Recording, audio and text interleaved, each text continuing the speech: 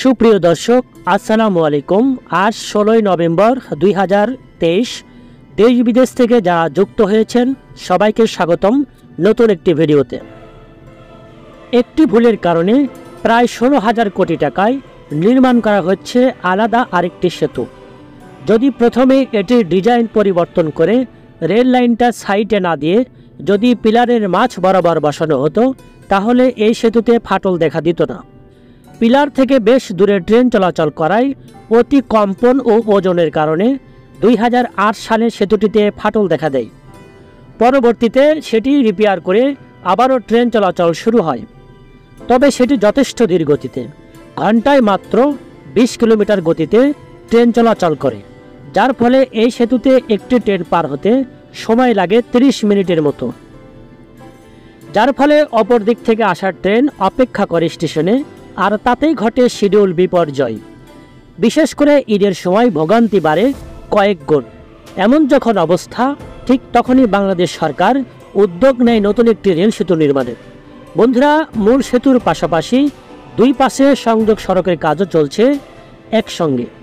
আমরা দেখতে পাচ্ছি হাতের ডান পাশে বিশাল একটি বন, এটি হলো বঙ্গবন্ধু ইকো পার্ক। তার পাশে নির্মাণ করা হচ্ছে নতুন সংযোগ সড়ক। এই সড়কটিও প্রায় প্রস্তুত, এখন শুধু রেল ট্র্যাক বসানোর অপেক্ষা। বঙ্গবন্ধু সেতুর 300 মিটার উজারে সিরাজগঞ্জ ও টাঙ্গাইল অংশে 2020 সালের 29 নভেম্বর প্রধানমন্ত্রী শেখ হাসিনা বঙ্গবন্ধু শেখ মুজিব রেলওয়ে সেতু নির্মাণ কাজের ভিত্তিপ্রস্তর স্থাপন করেন। 4.8 কিলোমিটার দৈর্ঘ্যের সেতুটি নির্মাণ ব্যয় ধরা হয় 16,780 কোটি টাকা। 2016 সালে বাস্তবায়নে যাওয়া এই প্রকল্পের ব্যয় শুরুতে ছিল 9,734 কোটি টাকা। পরে প্রকল্পের ব্যয় 72% বাড়িয়ে 16,781 কোটি টাকা করা হয়। এটি হবে দেশের দীর্ঘতম রেল সেতু। জাপান ও বাংলাদেশ সরকারের যৌথ অর্থায়নে প্রকল্পটির বাস্তবায়ন করা হচ্ছে। সমান্তরাল ডুয়েল গেজ ডাবল ট্র্যাকের এই রেল সেতুর নির্মাণে 2021 সালের মার্চে সেতুর প্রথম পিলার নির্মাণে পাইলিংয়ের কাজ শুরু হয়। তবে দেশের উত্তরাঞ্চলের সাথে সংযোগ বাড়াতে যমুনা নদীর উপর 2024 সালের আগস্টে উদ্বোধনের অপেক্ষায় থাকা বঙ্গবন্ধু শেখ মুজিব রেলওয়ে সেতুর বাস্তবায়ন কাজ নির্ধারিত সময়ের চেয়ে পিছিয়ে যাওয়ার আশঙ্কা করা হচ্ছে। পরিকল্পনা কমিশনের এক পরিদর্শন প্রতিবেদন অনুসারে সেতুর পূর্ব অংশের কাজ এগিয়ে থাকলেও অপর অংশের কাজ নির্ধারিত সময়ের মধ্যে শেষ হবে না। এই অবস্থায় যমুনা নদীর উপর বঙ্গবন্ধু শেখ মুজিব রেল সেতু প্রকল্পের বাস্তবায়ন কাজও পিছিয়ে যাওয়ার আশঙ্কা তৈরি হয়েছে। যমুনা রেল সেতুর মূল নির্মাণ কাজ দুটি প্যাকেজে ভাগ করে দুটি জাপানি ঠিকাদারকে দায়িত্ব দেওয়া হয়েছে। একটি হলো টাঙ্গাইল অংশ, অপরটি হলো সিরাজগঞ্জ অংশ। টাঙ্গাইল অংশে স্প্যান বসানো প্রায় শেষ হলেও সিরাজগঞ্জ অংশে এখনও পিলারই দৃশ্যমান হয়নি। প্রকল্প পরিচালক আল ফাত্তাহ মোহাম্মদ মাসুদুর রহমান বলেন, 2024 সালের আগস্টের মধ্যে নির্মাণ কাজ শেষ করার কথা থাকলেও পশ্চিম অংশের সিভিল ওয়ার্ক কিছুটা পিছিয়ে যাওয়ায় বাস্তবায়ন কাজ 4 মাস পিছিয়ে যাবে। তবে এর বেশি যেন না পিছায় সেজন্য এই অংশে ঠিকাদার প্রতিষ্ঠানকে দক্ষ জনবল ও প্রয়োজনীয় যন্ত্রপাতির যোগান বাড়াতে বলা হয়েছে। বাংলাদেশের ইতিহাসে স্বাধীনতার পর এত বড় রেল সেতু নির্মাণ এই প্রথম, যে কারণে সেতুতে নতুন এবং আধুনিক সুবিধা সংযোজন করা হয়েছে। প্রায় 50টি পিলারের উপর কংক্রিটের উপর রেল লাইন বসানো হবে। এর মধ্যে উল্লেখযোগ্য হল সেতুতে স্টিল পাইপ, শিল পাইল, এসপিএসপি ফাউন্ডেশন। সেতুতে স্লিপার থাকবে না, ওয়েদারিং স্টিল যা মরিচ ও ক্ষয় প্রতিরোধী, এবং ড্রিমে প্রিভেনশন গার্ড দুর্ঘটনা প্রতিরোধী।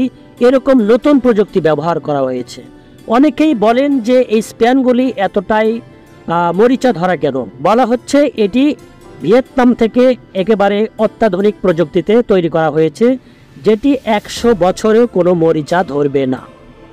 উক্ত রেল সেতুটি নির্মাণ হলে 100 থেকে 120 কিলোমিটার গতিতে রেল চলাচল করতে পারে ও যাত্রীবাহী ট্রেনও এর উপর যে কোনো ওজনের মালবাহী। বন্ধুরা, আমাকে অনেকেই প্রশ্ন করেছেন যে রেল সেতুর দুই পাশে মানুষ চলাচলের জন্য জায়গা রাখা হয়েছে, তবে হ্যাঁ, দুই পাশে জায়গা রয়েছে মানুষ চলাচলের জন্য, তবে সবাই চলাচল করতে পারবে না। কেননা যদি জনসাধারণের জন্য চলাচল করতে দেওয়া হয় তাহলে একটি বিশৃঙ্খলা ও দুর্ঘটনার সম্মুখীন হতে পারে, যার ফলে এই জায়গাটুকু রাখা হয়েছে। এখানকার রক্ষণাবেক্ষণে যারা দায়িত্ব থাকবেন তাদের চলাচলের সুবিধার্থেই এই দুই পাশে জায়গা রাখা হয়েছে। বন্ধুরা, বর্ষাকালে কাজের গতিটা কিছুটা কম হলেও যেহেতু এখন শীতকাল, কাজের অগ্রগতিও বেড়েছে কয়েক গুণ। কিছুদিন আগে এখানে মাঝখানে ড্রেজার দিয়ে বালু ফেলে কৃত্রিম চর তৈরি করা হয়েছিল যেন কাজের বিঘ্ন না ঘটে। বন্ধুরা, কাজ এগিয়ে চলছে দ্রুত গতিতে, হয়তো 4 মাস পিছিয়ে গেলেও 2024 সালের শেষ নাগাদ এটি দিয়ে ট্রেন চলাচল করতে পারে। বন্ধুরা, আমরা বরাবরই চেষ্টা করি আপনাদের মাঝে সঠিক তথ্য এবং বস্তুনিষ্ঠ সকল ভিডিও আপনাদের মাঝে তুলে ধরার জন্য, যার কারণে দেশের এ প্রান্ত থেকে অন্য প্রান্তে ছুটে চলি। আমার অডিয়েন্স যারা রয়েছেন আমি জানি অত্যন্ত জ্ঞানী এবং শিক্ষিত রয়েছেন, তারপরে যদি আপনাদের মাঝে কোনো ভুল ভ্রান্তি মনে হয় সেটি অবশ্যই কমেন্টসে জানাবেন এবং আপনাদের মতামত আমার একান্তই কাম্য। বন্ধুরা, আপনারা যারা আমার ইউটিউবে ভিডিওগুলি দেখেন এবং পাশাপাশি চাইলে আপনি ফেসবুক পেজ থেকেও দেখতে পারেন। আমার একটি ফেসবুক পেজ রয়েছে, আমি লিঙ্ক ডেসক্রিপশনে দিয়ে রাখবো। আশা করি পেজে যুক্ত হতে পারেন এবং চাইলে আপনারা ফেসবুক পেজ থেকে ভিডিওগুলো দেখতে পারেন। বন্ধুরা, এই রেল সেতুর মূল অবকাঠামোর পাশাপাশি যে মূল রেল ট্র্যাক অর্থাৎ রেল ট্র্যাক বসানোর কাজও চলছে একসঙ্গে। এই সেতু দিয়ে মোট 2টি ট্রেন একসঙ্গে চলাচল করতে পারবে, যার ফলে অর্থ এবং সময় দুটাই সাশ্রয় হবে। বন্ধুরা, ভিডিওটি কেমন লেগেছে অবশ্যই কমেন্টসে জানাবেন। যদি ভালো লাগে থাকে অবশ্যই চ্যানেলটি সাবস্ক্রাইব করবেন, সেই সাথে যে কোনো মতামত অবশ্যই কমেন্টসে জানাবেন। বন্ধুরা, আমরা এখন চলে এসেছি ঠিক টাঙ্গাইল অংশে, অর্থাৎ আমরা দেখতে পাচ্ছি এই অংশে যে মূল সেতুর পাশাপাশি যে সংযোগ সড়ক সেটিও স্থাপন করা হচ্ছে। সড়ক আগে নির্মাণ করা হয়েছে, এখন পাথর ফেলে রেল ট্র্যাক বসানোর কাজ চলছে। বন্ধুরা, যেহেতু যমুনা রেল সেতুর কাজও অনেকাংশে এগিয়ে গিয়েছে, বাংলাদেশের অধিকাংশ মেগা প্রকল্পই উদ্বোধন হয়েছে, আরও কিছু উদ্বোধনের অপেক্ষায় রয়েছে। যেহেতু যমুনা রেল সেতু অনেকাংশে এগিয়ে গিয়েছে, তাই আমি চেষ্টা করব যে অন্তত 15 দিন পর পর নতুন নতুন আপডেট আপনাদের মাঝে তুলে ধরার জন্য। আমি গত 15 দিন আগে একটি আপডেট দিয়েছি যমুনা রেল সেতুর, সেটি দেখিয়েছিলাম যে টাঙ্গাইল অংশ থেকে সিরাজগঞ্জ অংশ পর্যন্ত, আর আজকে ভিডিওটি শেয়ার করলাম সিরাজগঞ্জ অংশ থেকে টাঙ্গাইল অংশ পর্যন্ত। আর বাংলাদেশের যে কয়েকটি মেগা প্রকল্প এখন বাকি রয়েছে সেগুলো আমি চেষ্টা করব যে প্রতি সপ্তাহে অন্তত আপনাদের মাঝে তুলে ধরার জন্য। ঢাকা এলিভেটেড এক্সপ্রেসওয়ের একটি অংশ এখনও বাকি রয়েছে, সেটিও আমি প্রতি সপ্তাহে আপনাদের মাঝে তুলে ধরবো। এছাড়াও Dhaka Ashulia elevated expressway, BRT line 3।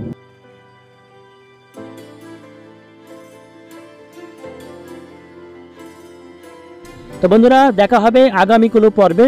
সেই পর্যন্ত ভালো থাকবেন, সুস্থ থাকবেন, সবার মঙ্গল কামনা করে এখানে শেষ করছি। আল্লাহ হাফেজ।